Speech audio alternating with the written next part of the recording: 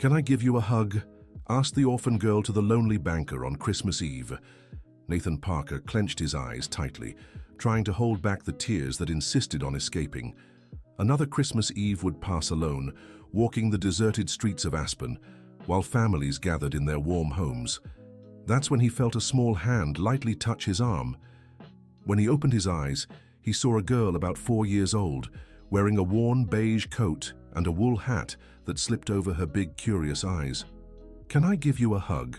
the child asked in a sweet voice that cut through the night's silence. Nathan instinctively stepped back. At 45, he had built his entire life avoiding emotional attachments.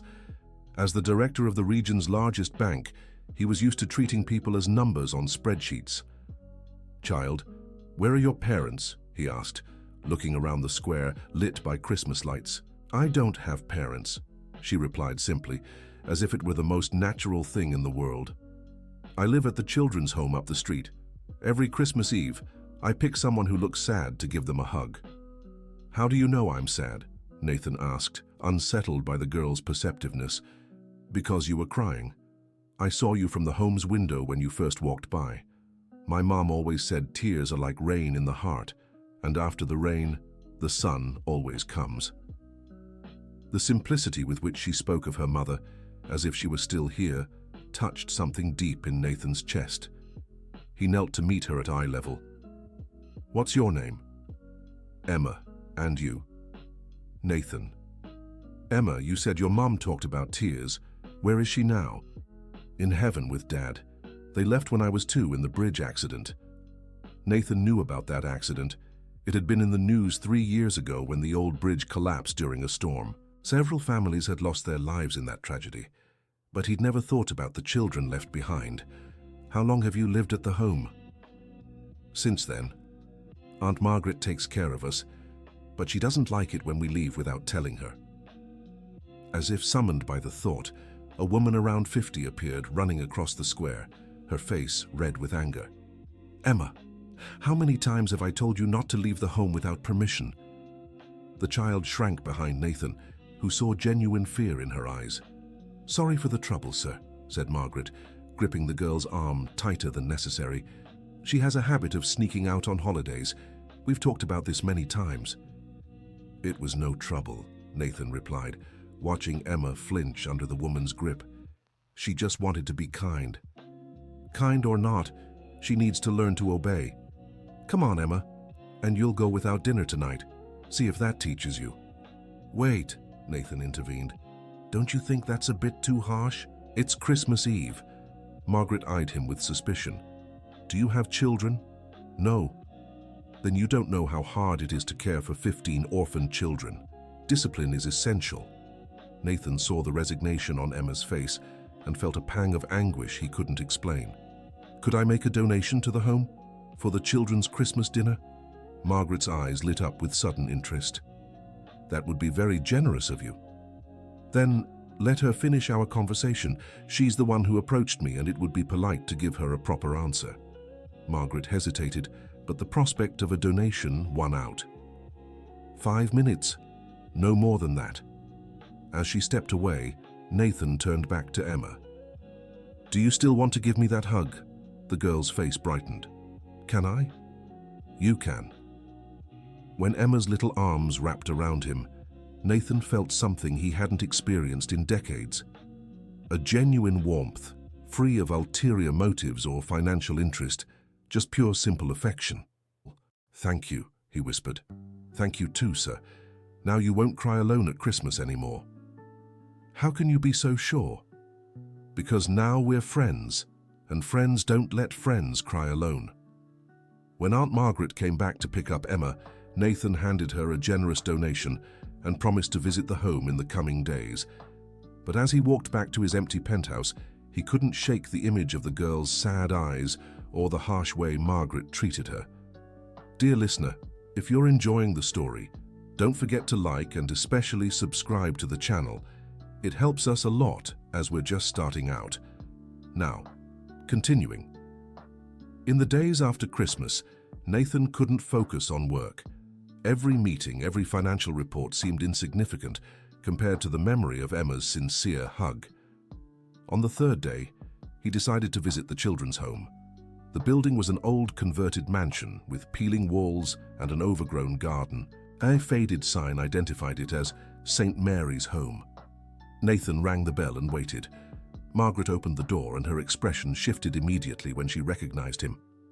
"Mr. Nathan, what a pleasant surprise. Please come in." The inside of the home was clean but clearly in need of repairs. The walls were stained with dampness and the furniture was sparse and worn. "I'd like to see how the children are enjoying their Christmas gifts," he said. Of course. They were very happy with your generosity." Margaret led him to a room where several children were playing with clearly cheap second-hand toys. Nathan noticed there weren't many gifts for 15 children. "Where's Emma?" "Oh, she's resting. She had a little behavior issue yesterday." "What kind of issue?" "Nothing serious. She just needs to learn some lessons about respect." Nathan sensed something was off, but before he could press further, one of the older children approached. "Are you the man Em talked about?" asked a boy around 8 years old. "Yes, that's me. What's your name?" "Jacob. Em said you cried like her." "Jacob," Margaret scolded. "Don't bother the man with nonsense." "It's no bother," Nathan assured. "Why does she cry, Jacob?" "Because she misses her mum, just like I miss mine." "And where is Emma now?" Jacob glanced nervously at Margaret before answering. "In the punishment room." "What room is that?" "Jacob, go play," Margaret ordered firmly. "Mr. Nathan, perhaps it's best if you come back another day. I'd really like to speak with Emma. She helped me a lot at Christmas, and I want to thank her in person." Margaret hesitated, clearly displeased. "Well, if you insist, but she's being punished for sneaking out without permission again." She led him down a narrow hallway to a door at the end. When she opened it, Nathan saw Emma sitting on a small bed in a room that looked more like a cell. No windows, just a small opening near the ceiling. "Emma?" he called softly. The girl looked up and her face brightened. "Nathan, you came to see me." "Of course I did. How are you?" "I'm okay. Just a little sad because I can't play with the others." Nathan noticed she looked thinner than she had on Christmas night. "Are you eating well?" "Sometimes. When I'm in here, they sometimes forget to bring food." Margaret cleared her throat behind him. "Meals are served at regular times. Those in punishment must earn their privileges." "How long does she stay in here?" "Depends on when she learns her lesson." Nathan knelt in front of Emma. "Do you want to get out of here? Can I?" "Margaret, I think the punishment has gone on long enough, don't you?" "Mr. Nathan, with all due respect, you don't understand what it's like to run an institution like this. These children need firm boundaries. And food. They also need regular meals." "Of course they get food. What are you implying?" Nathan decided not to confront Margaret directly, at least not yet. "Emma, why don't you show me the rest of the home?" The girl jumped off the bed eagerly, and they left the tiny room. As they walked, Emma pointed to different corners of the building, sharing stories about the other orphans. "That's where we sleep. 4 of us share the room, and that's the kitchen, but we can't go in without permission." "Why not?" "Because we might take food we haven't earned." Each of Emma's words revealed a little more about Margaret's strict and questionable management. Nathan began to realize his Christmas donation had likely done more to enrich the director than to improve the children's lives. "Emma, can you show me where you eat your meals?" "I can, but there's nothing there now, only at the right time." The dining hall was a large room with old wooden tables and uncomfortable benches. There was no decoration on the walls, no touch of joy one would expect in a place for children. "How many times a day do you eat?" "Twice, in the morning and at night." "In E. Sometimes, if there's enough left, we eat in the afternoon too." 2 meals a day for growing children seemed clearly inadequate. Nathan felt anger rising inside him, but he knew he had to be strategic. "And do you like living here, Emma?" "It's the only place I've known since Mom and Dad left. But sometimes I dream about a house with a garden where I can play outside whenever I want." "What would that dream house be like?" "It would have lots of windows to see the sky, and a kitchen where I could help cook, and maybe a dog." I've always wanted a dog. The simplicity of Emma's dreams broke Nathan's heart. While he piled up wealth in bank accounts, a 4-year-old girl dreamed only of windows and a pet. "Mr. Nathan," Margaret interrupted, "it's getting late. Emma needs to get ready for dinner." "Of course, but I'd like to make a deal with you." "What kind of deal?" "I'd like to visit the children regularly, maybe help with educational activities, outings. In return, I can keep making regular donations." Margaret hesitated. She clearly liked the idea of donations, but not the oversight that would come with them. "I'll need to think about it. There are regulations, paperwork." "Of course, I'll leave my card. Think it over carefully and let me know." When Nathan said goodbye to Emma, she held his hand tightly. "Are you really coming back?" "Yes, I am, I promise." "What if Aunt Margaret says no?" "Then we'll find a way. Friends always find a way, remember?" The smile that lit up Emma's face meant more to Nathan than all the profits he'd ever earned. That night, in his luxurious penthouse, Nathan couldn't eat. He thought of Emma having a meager meal in a cold dining hall, sleeping in an overcrowded room, dreaming of windows and dogs. For the first time in years, his wealth felt like a responsibility, not an achievement. The next day, Nathan began researching children's homes and child protection laws. He discovered there were minimum standards clearly not being met at St. Mary's home. He also learned anonymous reports could trigger official investigations. But before taking any drastic steps, he decided to try a more direct approach. He called Margaret. "I've thought about your proposal," she said. "We can accept, but with a few conditions." "What conditions?" "Visits need to be scheduled in advance, and you cannot interfere with disciplinary matters." "Agreed. Can I visit tomorrow?" Tomorrow afternoon would be suitable. When Nathan arrived at the home the next day, he found a slightly different atmosphere. The children seemed better dressed, and the smell of food wafted from the kitchen. "I see things have improved around here," he remarked.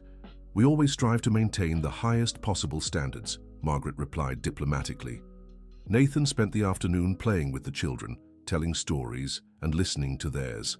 Each orphan had a tale of loss and abandonment, but also dreams and hopes that seemed disproportionate to their circumstances. Emma stayed by his side the entire visit, as if afraid he might disappear again. "Nathan, can I ask you something?" she whispered when they were alone for a moment. "Of course. Do you have family?" "No, my parents passed away when I was 15. "So you know what it's like to be alone?" "I do." "Is that why you're sad sometimes?" Emma's direct question caught Nathan off guard. "I guess so. Sometimes loneliness weighs on you, even when you're an adult. But you're not alone anymore. You have us." The simplicity with which she included herself and the other children in his life was deeply touching. Nathan realized that somehow these orphaned children were filling a void he hadn't even known existed. Over the next few weeks, Nathan's visits became part of the home's routine. He brought books, educational games, and special treats. More importantly, he brought the genuine attention and affection these children rarely received.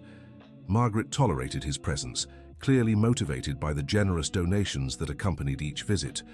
But Nathan began noticing small, unsettling details. The children always seemed better fed and cared for on the days he visited. The rooms were cleaner, the clothes in better condition. It was as if special preparations were made for his arrival. One day, he decided to drop by unannounced. Dear listener, if you're enjoying the story, don't forget to like and especially subscribe to the channel. It really helps those of us just starting out. Now, back to the story. When he rang the doorbell on a Wednesday morning, an unfamiliar staff member answered. "I'm sorry, but Mrs. Margaret isn't here, and we don't accept unscheduled visits." "I'm Nathan Parker. I have an arrangement with Mrs. Margaret for regular visits." "Oh yes, Mr. Parker, but today isn't a good day. Some of the children are sick." Nathan heard children's laughter in the background and realized the woman was lying. "That's all right, I can come back later, but I'd like to leave this for the children," he said, holding up a bag of snacks. "I can take it." "Thank you, but I'd rather give it to them myself. I'll wait for Mrs. Margaret to return." The staff member seemed nervous. "She might be a while." "No problem. I'll wait in the square. Nathan took a seat on a bench where he could watch the home's entrance. Over the next hour, he saw Margaret arrive carrying bags from an expensive supermarket, wearing clothes that clearly cost more than a children's home director's salary should allow. 15 minutes later, she left again, this time in a car, a new, expensive car. When she returned an hour later, Nathan approached. "Mr. Nathan, what a surprise. I thought our meeting was tomorrow. I decided to stop by early. I hope you don't mind." "Of course not.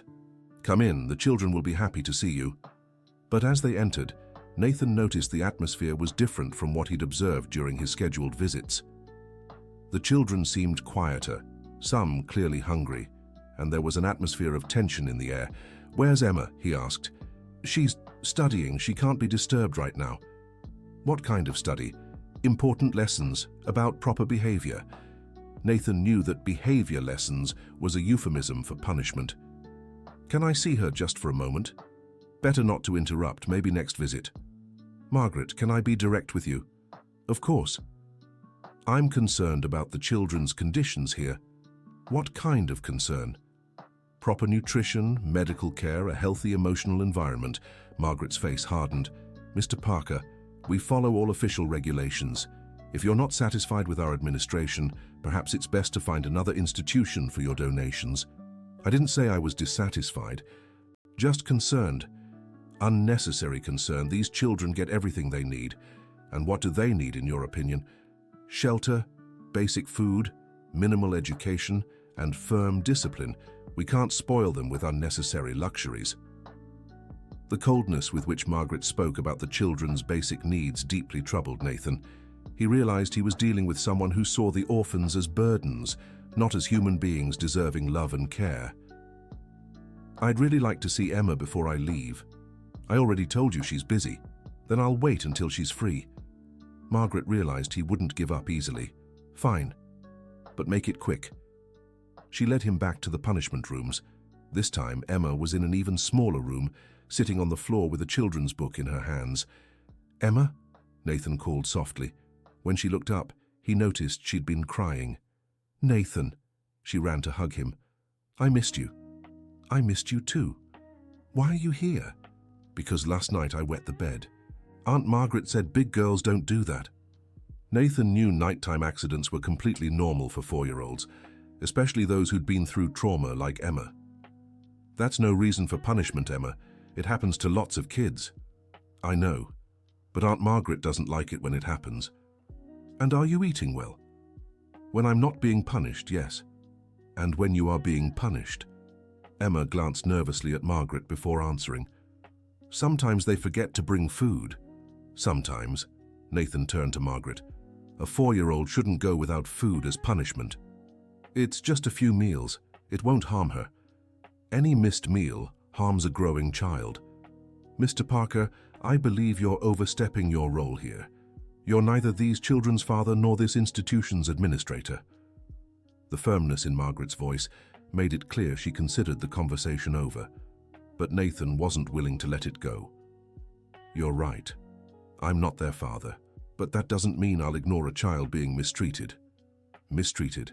Mr. Parker, these children had zero prospects before coming here. Now they have shelter, education, and structure. And additional trauma, from what I see. Discipline isn't trauma. Depriving a 4-year-old of food for normal developmental accidents isn't discipline. It's abuse." The word abuse hung in the air like a serious accusation. Margaret flushed with anger.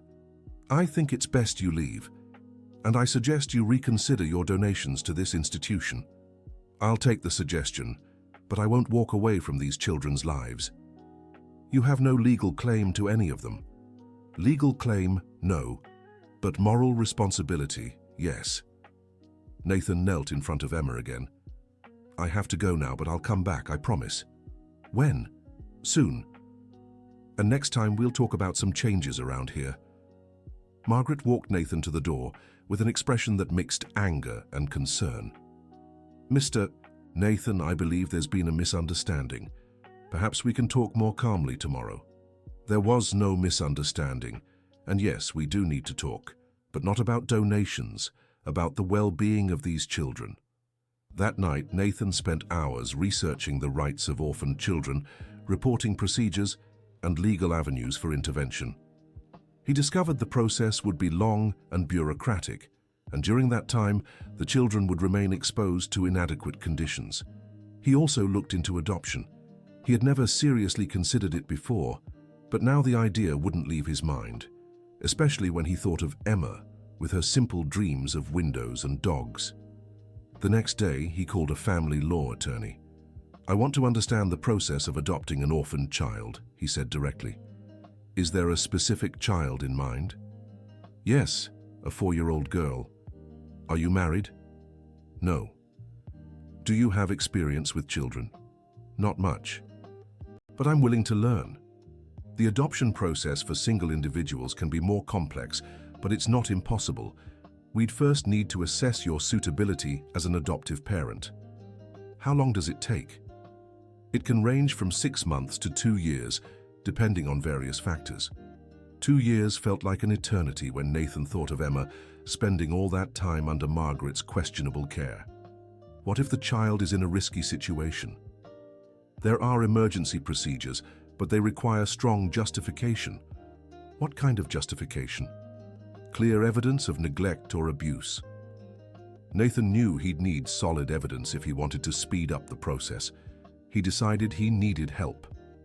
In the following days, he began hiring discreet professionals to investigate St. Mary's Home, retired social workers, former employees of other institutions, people who understood the system and knew what to look for. Meanwhile, he kept his scheduled visits, now observing every detail with an investigator's eye. He started discreetly documenting the conditions he found, photographing structural issues and taking notes on the children's well-being. Emma was always especially happy during his visits, clinging to him as if afraid he might disappear. "Nathan, can I ask you something?" she said during one visit. "Always." "If you could have a daughter, what would she be like?" The question caught him completely off guard. "Why do you want to know?" "Just curious. What would the perfect daughter be like for you?" Nathan looked at Emma. Her big, curious eyes, her obvious need for affection, her remarkable ability to find joy in the smallest things. She'd be as brave as you and as kind as you, and she'd ask smart questions like you do. And would she have a house with windows? All the windows she wanted. And a dog? Definitely a dog. What kind of dog? What kind would you choose? A mutt. Because they don't have families either, just like me. Emma's simple, compassionate logic broke Nathan's heart. In that moment, he realized he wasn't considering adoption out of pity or a sense of social responsibility. He was considering it because he genuinely wanted Emma to be part of his life. "Emma, if you could choose a family, what would they be like?" "Not too big. Maybe just a dad or a mum, or both. It doesn't matter much." "And what would that family do with you?" "Let me help in the kitchen, teach me new things, and maybe we could plant flowers in the garden." "Anything else?" I think they'd still like me even when I did something wrong." That last sentence summed up everything Nathan had observed about Emma's life at the home. She lived constantly in fear of displeasure, punishment, rejection. A 4-year-old shouldn't carry that kind of anxiety. "Emma, you know you deserve to be loved unconditionally no matter what you do, right?" "What does unconditionally mean?" "It means someone loves you no matter what happens, even if you wet the bed or accidentally break something, or feel sad sometimes." "Does that really exist?" "Of course it does. That's how real parents love their children." "And do you think someone could love me like that?" Nathan looked into Emma's hopeful eyes and felt his heart break and rebuild itself at the same time. "I'm sure of it." That night, Nathan made a decision that would change his life forever. He called his lawyer. "I want to start the adoption process immediately." "The girl you mentioned?" "Yes, Emma. And I want it to happen as fast as possible. I'll need all her documentation and records from the institution where she's staying. I'll arrange it, but I should warn you, I suspect there are irregularities in how the home is run." "What kind of irregularities?" "Neglect, poor nutrition, inappropriate punishments. I'm still gathering evidence. If we can prove that, it could significantly speed up the process. Then let's prove it. Nathan spent the next week intensifying his investigation. He hired a private detective to document Aunt Margaret's comings and goings, her extravagant purchases, her personal assets that clearly exceeded the salary of a home director. He also began speaking individually with each child during his visits, recording accounts of mistreatment. Jacob, the 8-year-old boy, was especially revealing. Aunt Margaret keeps 2 food budgets, he said. One for when visitors come and another for regular days. What do you mean, 2 budgets? On regular days, we eat rice with a little beans and sometimes an egg. When visitors come, there's meat and dessert. And do you go hungry? Sometimes, especially when someone does something that makes her mad. What makes her the maddest? When we cry because we miss our parents. She says we're being dramatic and should be grateful to have a roof over our heads. Each conversation revealed more troubling aspects of Margaret's management. It was clear she saw the children as inconvenient burdens, not as human beings who deserved care and compassion. Nathan also discovered that many donations from others had been misused over the years. Margaret had built an efficient system of emotional manipulation, always presenting the children's needs to secure resources, but using much of those resources for her own benefit. When he finally gathered enough evidence, Nathan scheduled a meeting with Margaret. "We need to talk about the future of the home," he said. "What kind of future?" "Necessary changes in management." "I don't know what you're talking about." Nathan placed a folder on the table. "These are documents about misused donations, neglect of the children, and inadequate living conditions." Margaret opened the folder, and her face paled as she read. "Where did you get this?" "Where doesn't matter. What matters is we now need to decide how to fix the situation. What do you want from me?" "I want you to accept a new management structure with external oversight, financial transparency, and absolute priority on the children's well-being. And if I refuse, then these documents go to the proper authorities." Margaret fell silent for several minutes, clearly weighing her options. "And what would my role be in this new management?" "That would depend on your cooperation and genuine willingness to change." "And your visits?" They'd continue. "But now officially, as Emma's potential adoptive father." "Adoptive father?" "I've started the legal process, with or without your cooperation." "You can't just show up here and decide these children's futures." "I'm not deciding all their futures, just making sure they have a better future than their present." Aunt Margaret realized she was cornered. The evidence was too solid to ignore, and she knew she couldn't explain her lavish lifestyle on her official salary. "What exactly are you proposing?" "A full audit of the finances from the last 3 years, implementation of an administrative board with external members, clear childcare protocols supervised by qualified professionals, and my approval as Emma's adoptive father." "And if I agree to all this, what happens to me?" "That depends on what the audit reveals. If you cooperate fully, you might keep some role in the institution, under supervision, of course." "And if I don't cooperate?" "Then you'll face the legal consequences of your actions."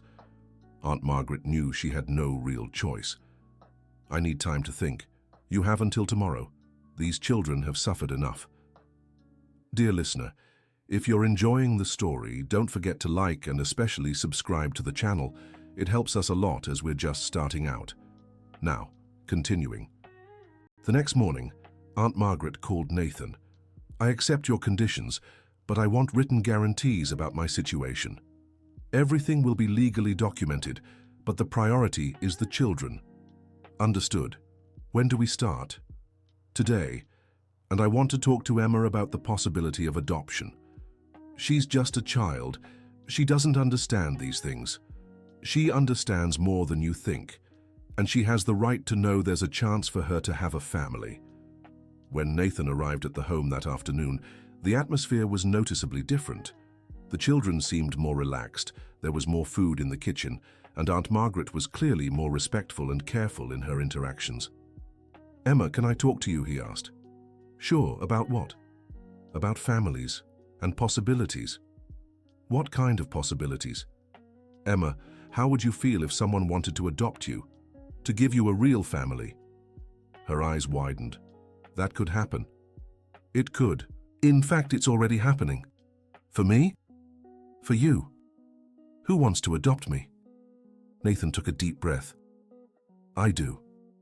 Emma fell silent for a long moment, processing the information. You want to be my dad? More than anything in the world.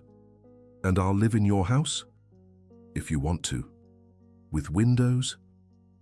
All the windows you want. And can I have a dog? We can pick one out together. And will you love me no matter what? The question, asked with the seriousness of a child who had learned to doubt love, moved Nathan deeply. I will love you unconditionally, forever. Emma threw herself into his arms with such force she nearly knocked him over. I want to. I really want to. Then let's make it happen. The following months were an emotional and bureaucratic roller coaster. The Home's audit revealed years of mismanagement and embezzlement, resulting in Aunt Margaret's removal and the implementation of a new professional administration. Nathan underwent psychological evaluations, extensive interviews, home visits, and an absurd amount of paperwork. But every hurdle felt insignificant when he thought of Emma finally having a real home. During this time, his visits to the home increased. He started taking Emma on outings, gradually preparing her for the transition. They visited furniture stores to pick out decorations for her room, went to pet shops to meet dogs, and spent entire afternoons talking about what their life together would be like. Nathan, can I call you Dad? She asked during one of those walks. Of course you can, whenever you want. Dad. Nathan. Just Nathan is fine too, whatever you feel most comfortable with. I think I want to start with Nathan and then see if I can say Dad. Perfect. Everything in its own time. And when I go live with you, can I keep visiting the other boys and girls at the home? Of course you can. They're important to you too. And do you think other people will want to adopt them too? I hope so. Everyone deserves to have a family. You could help with that. How so? You have a lot of money, right? You could help find families for everyone. Emma's suggestion planted a seed in Nathan's mind. Maybe his responsibility didn't end with adopting her. Maybe there was a way to use his resources to help other orphan children find families. 6 months after the process began, Nathan finally received final approval for Emma's adoption. The day she officially moved into his home was one of the most emotional of his life. Is this where I'm going to live? She asked, gazing in wonder at the penthouse. This is where we're going to live. It's so big. Which room do you want? We can choose together.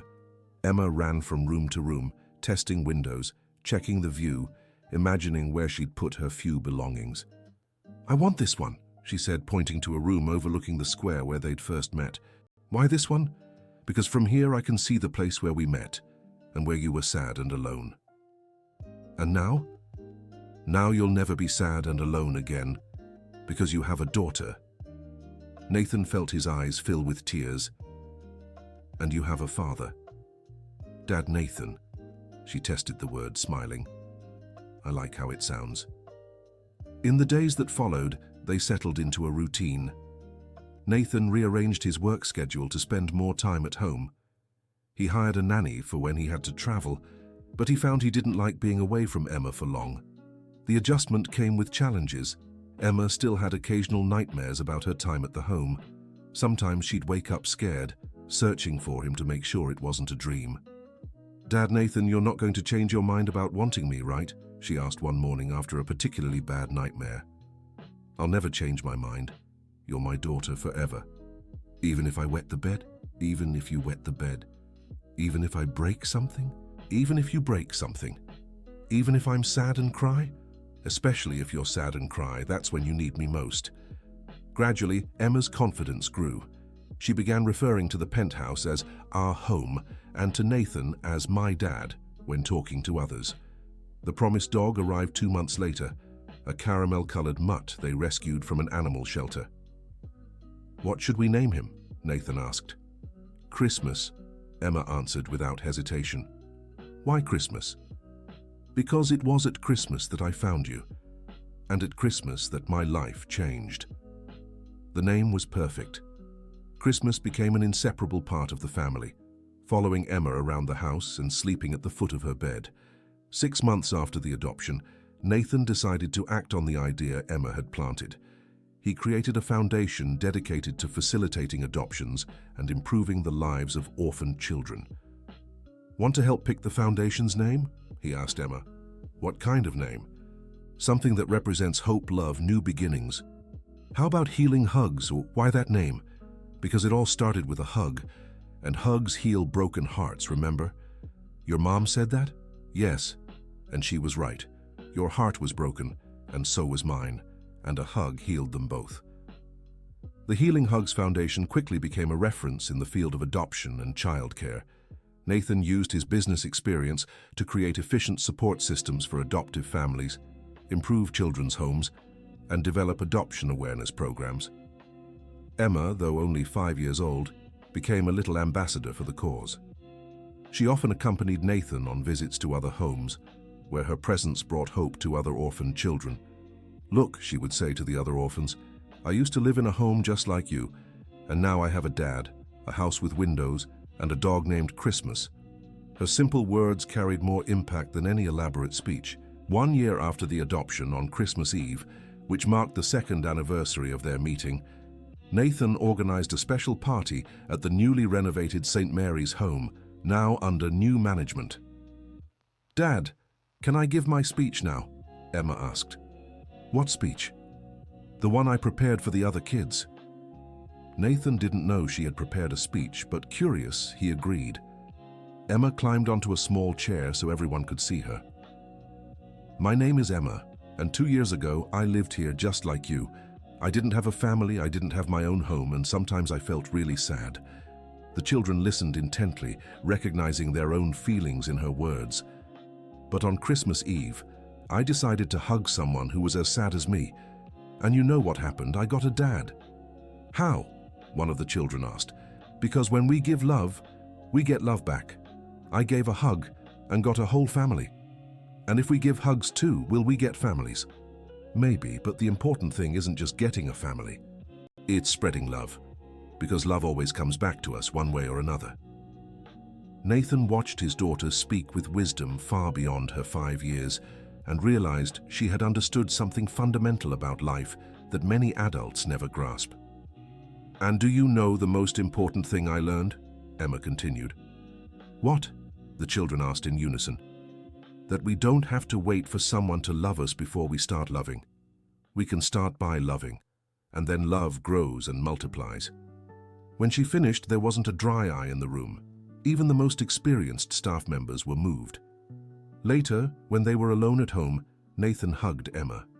"I'm so proud of you today." "Why?" "Because you taught all of us something very important about love." "I learned it from you." "I think we learned it together." "Dad, can I ask you something?" "Always." "Do you still get sad sometimes?" "Sometimes, yes. Everyone gets sad sometimes. But now when I'm sad, I know I'm not alone.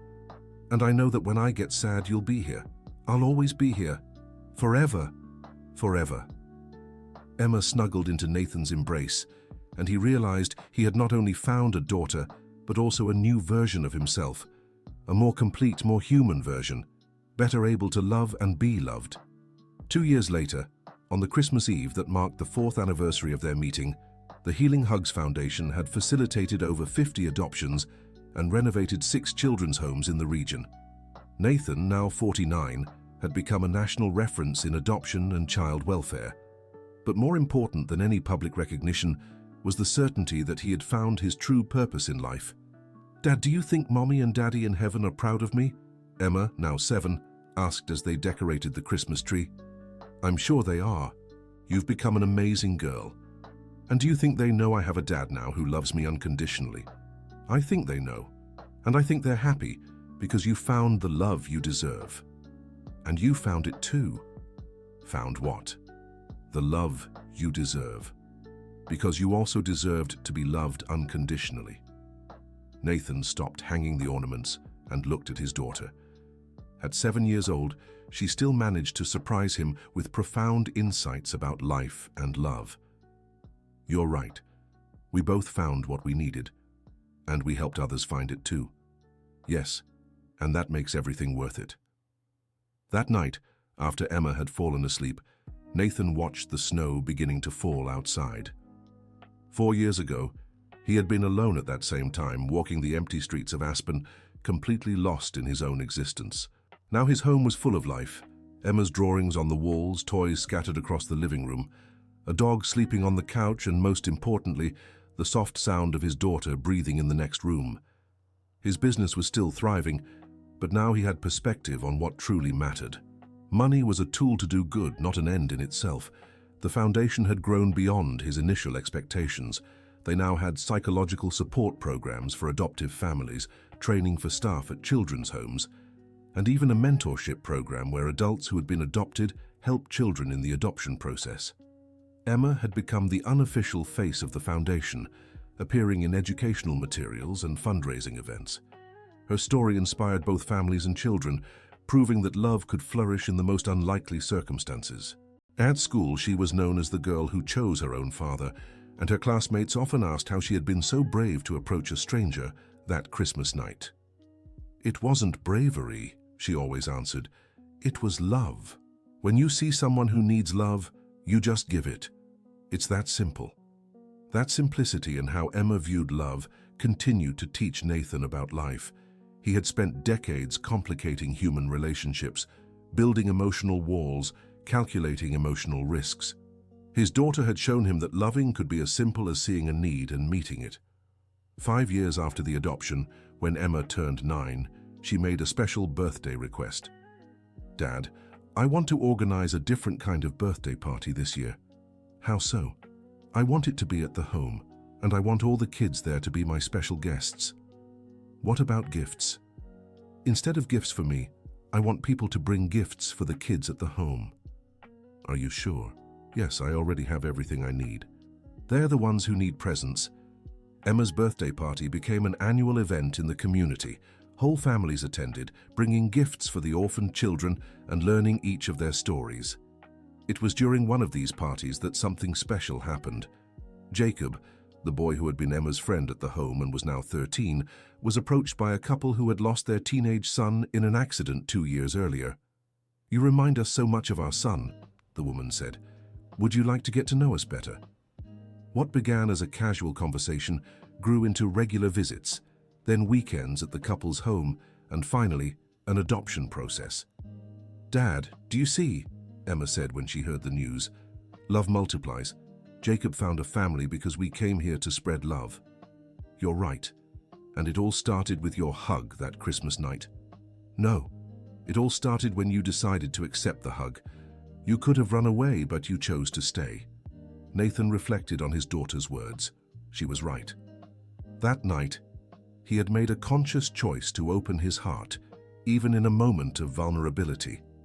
In the years that followed, the story of Nathan and Emma spread beyond Aspen. They were invited to give talks in other cities, appear on television shows, and even wrote a book together about their experiences.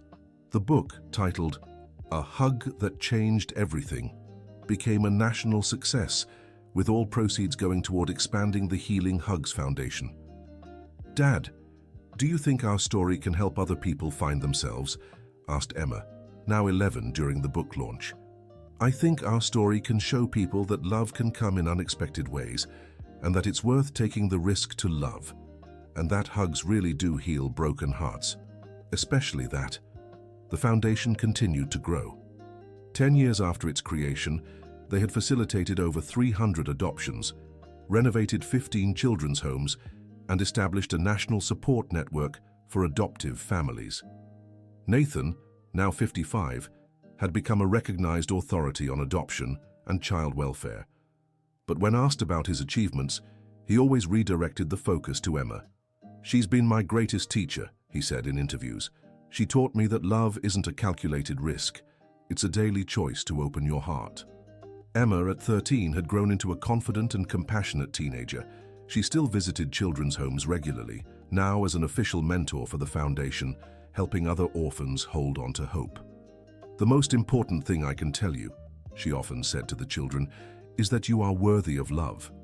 Not because you're perfect, but because you're human. And every human deserves to be loved. During one of these visits, she met a 5-year-old girl named Lily, who had lost her parents in a recent car accident. "I don't want a new family," Lily said. "I want my real family back." "I understand," Emma replied. "I wanted my parents back too, and I always will." "Then why were you happy with your new dad?" "Because I learned that love doesn't replace other love. It just adds to it. I love my dad, Nathan, but I also still love my parents in heaven. They're different kinds of love, but all of them are real. What if I can't love a new family?" "You don't have to at first. You just have to let them love you. The rest happens naturally." 6 months later, Lily found a family and Emma stayed in touch, helping with the transition and becoming an unofficial big sister. These relationships became one of the most rewarding parts of Emma's life. She had created an informal network of adopted children who supported one another. "Dad, I think I've found my calling," she said one day. "What is it?" "I want to be a psychologist specializing in adoption, to help kids professionally through what I went through." "I think that's a wonderful idea. You already have all the practical experience. And will you help me with the theory?" "Of course, we're a team. Forever? Forever." When Emma turned 16, she made another special request. "Dad, I want to go back to the exact spot where we met on Christmas Eve, to remember." "Of course, but why there specifically?" "Because I want to do a ritual." "What kind of ritual?" "I want to give hugs to people who are alone, just like you were." "What if no one wants one?" "Someone always does. We just have to be brave enough to offer."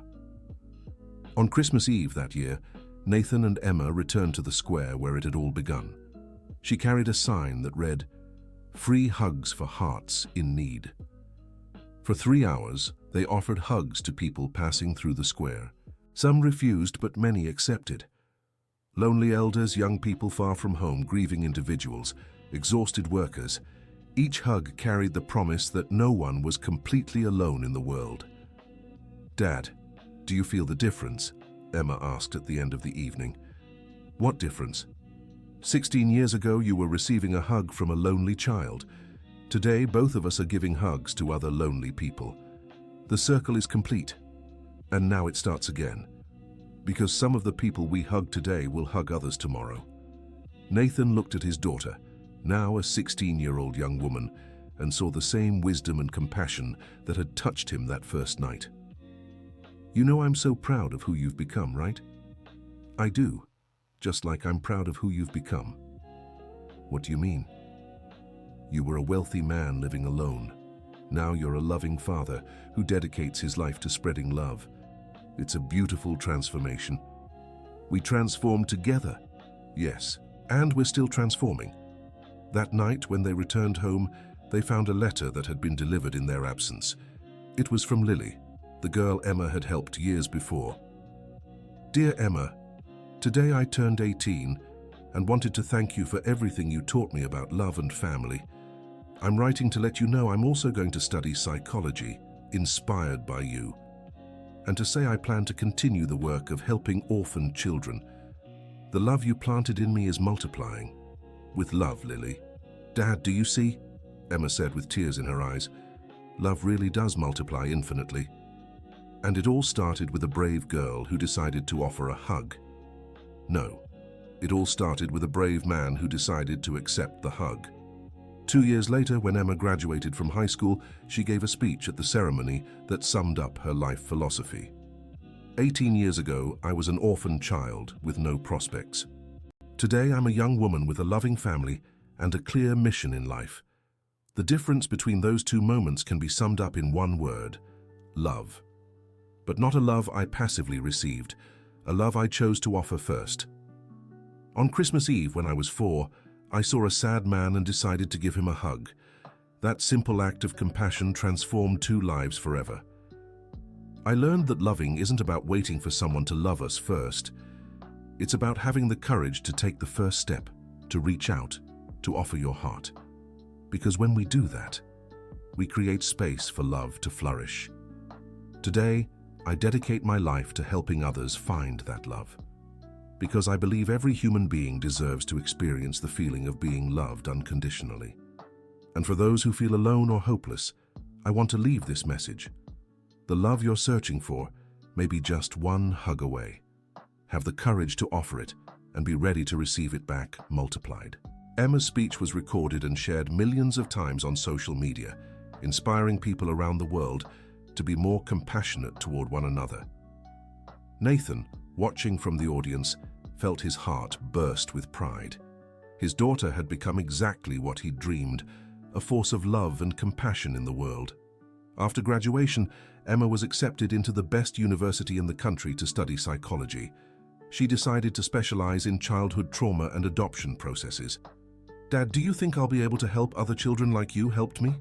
I think you'll help in an even better way, because you understand what they're going through from your own experience.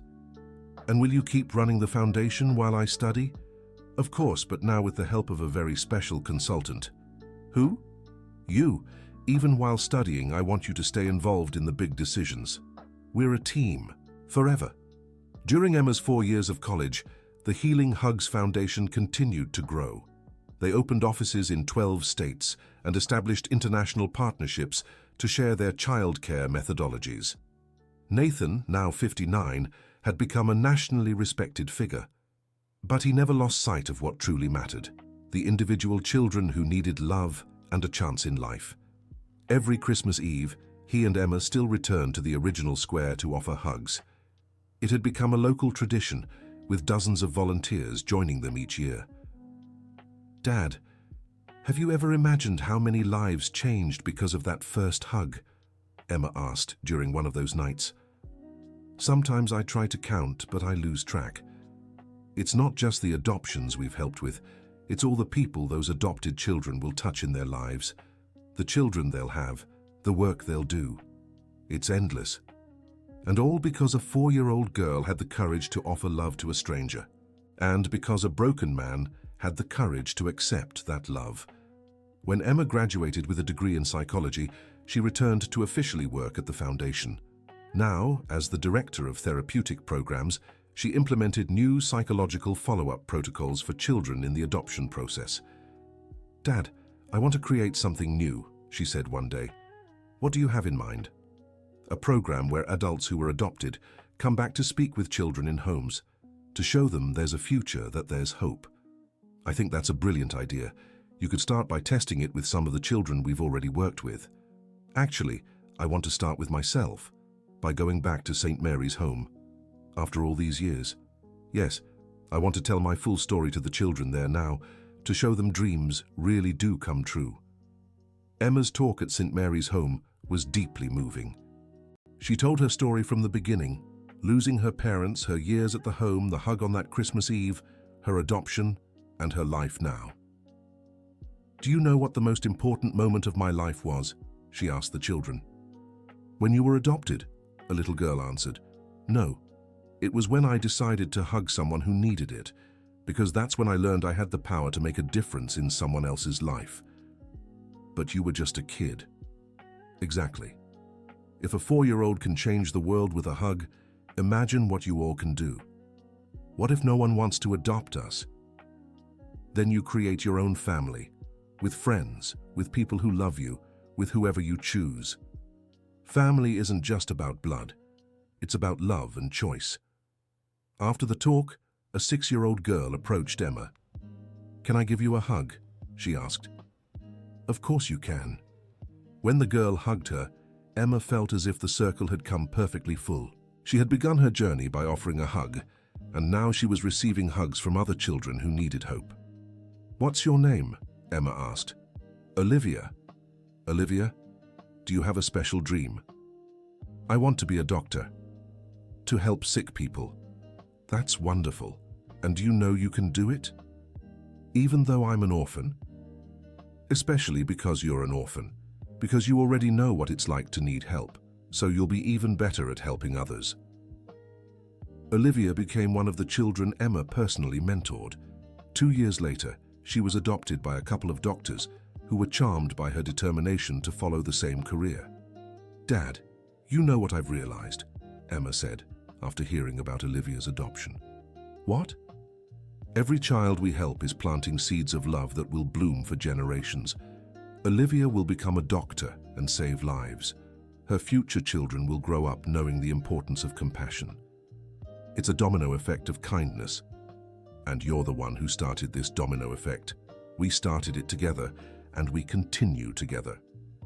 5 years after Emma's graduation, when she was 27, the Healing Hugs Foundation was internationally recognized as a model of excellence in adoption and childcare.